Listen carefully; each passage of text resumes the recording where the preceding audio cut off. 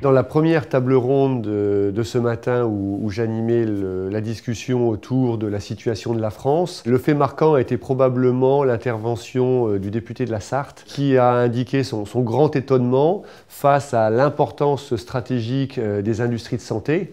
qui est du reste clairement énoncée par le gouvernement, mais en parallèle une régulation très court terme qui va dans le sens de rendre une situation aujourd'hui très difficile et très critique, et de la difficulté d'associer ces deux éléments, alors qu'il faisait observer que dans le domaine de l'éducation, on arrive à trouver les moyens nécessaires, que dans le domaine de l'armement, on arrive à trouver les moyens nécessaires, et il s'interroge pourquoi dans le domaine de la santé, qui est essentiel pour les patients, pour l'accès aux traitements, que ces traitements soient des traitements nouveaux ou des traitements existants avec les différentes dimensions aussi d'accès et de rupture d'approvisionnement, et en parallèle la création d'emplois, la création de richesses, la création d'investissements industriels, l'exportation à partir de la France. Il s'interrogeait pourquoi on n'arrivait pas aujourd'hui à avoir une vision globale pour concilier les deux et pas avoir aujourd'hui une dichotomie entre la stratégie et la tactique qui n'est pas alignée.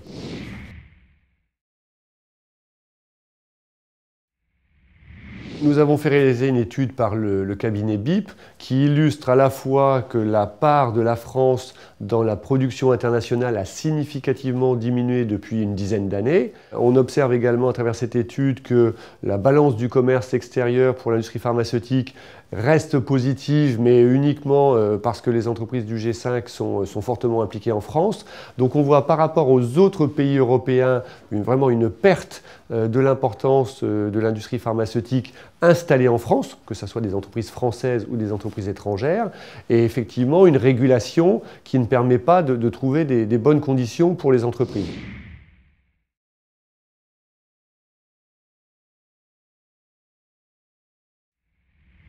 On propose 3 mesures, et la première, c'est celle qui concerne le CEPS, c'est de donner au CEPS, à côté de ses objectifs de fixation et de régulation des prix, de lui donner très concrètement aussi des objectifs par rapport à l'investissement industriel en France, c'est-à-dire concrètement le nombre d'emplois créés, le nombre d'emplois sauvés, le montant des investissements faits sur le sol français, donc des objectifs très clairs qu'il devrait avoir également, et puis également des objectifs sur le volume d'exportation fait à partir de la France. Là aussi, ce sont des objectifs très clairs en termes de valeur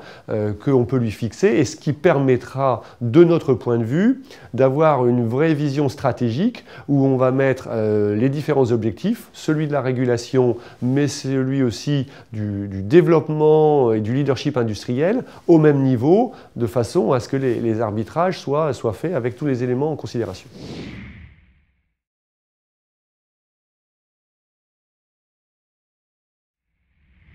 L'article 18, c'est quelque chose qui a 3 ans maintenant, qui est une excellente initiative, mais on observe dans les faits qu'il a été utilisé 6 fois en 3 ans. Donc très concrètement, il s'applique aujourd'hui uniquement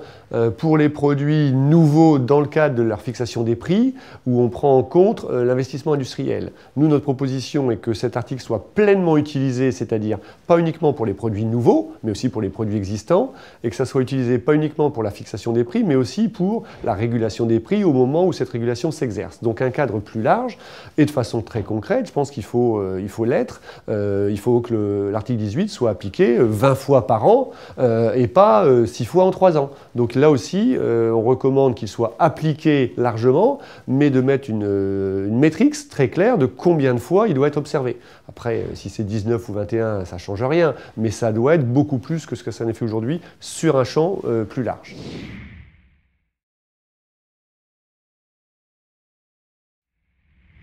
Le prix français est pris en compte par de nombreux pays pour la fixation des prix. Donc en ayant un prix bas, cela nous pénalise également pour avoir des prix dans les autres pays. Et par ailleurs, un prix bas en France amène un phénomène notamment de parallèle export dans beaucoup de pays où les produits vont être achetés en France alors qu'ils pourraient être achetés dans les pays où ils sont normalement commercialisés. Cette proposition de prix facial, elle a concrètement aucun effet pour les dépenses de sécurité sociale puisque le prix facial, comme il l'indique, c'est un prix pour lequel il y a un autre prix et avec la rétrocession possession par les laboratoires. Mais ça aurait pour nous un énorme bénéfice en termes de compétitivité, et puis ça aurait aussi, je pense, un bénéfice, on parle beaucoup en ce moment des ruptures d'approvisionnement. Tous les médicaments qui échappent au marché français parce que les entreprises de distribution qui ont une activité de parallèle trade ne seraient plus en mesure de faire ça, et donc ça aurait aussi une incidence sur la disponibilité des produits. Ça n'est pas la seule cause, bien sûr, mais c'est un des phénomènes qui participent aux ruptures d'approvisionnement dans beaucoup de cas. Donc un prix facial, très concrètement, et là la mesure, c'est de la mettre en place dès l'année 2020.